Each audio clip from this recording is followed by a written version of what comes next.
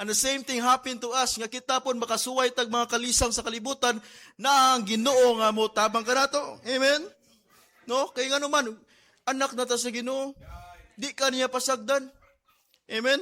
Yung pa sa Bible, He will never leave you, nor forsake you. Amen? Despite our unfaithfulness, sometimes we are unfaithful to God, but still a promise sa Ginoo, He will never leave us, nor forsake us. Amen? Whatever the storm you are today, remember the Lord is not distant. Amen? No?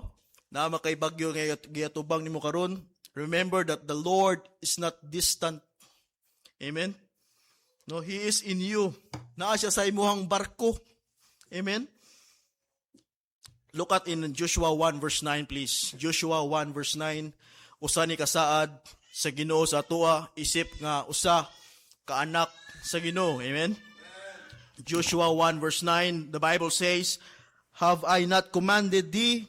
Be strong and of good courage.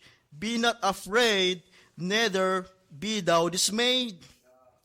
Look at in the last statement, please. "For the Lord thy God is what? With thee." Amen? "Whithersoever thou goest." Amen? Kung asa ka, He will be with you. Amen? No, He will be with you. Sometimes mahadlok ta. Amen? Makafeel tag kahadlok. But still, ang promise sa Ginoo, whatsoever thou goest, He will be with you. Amen?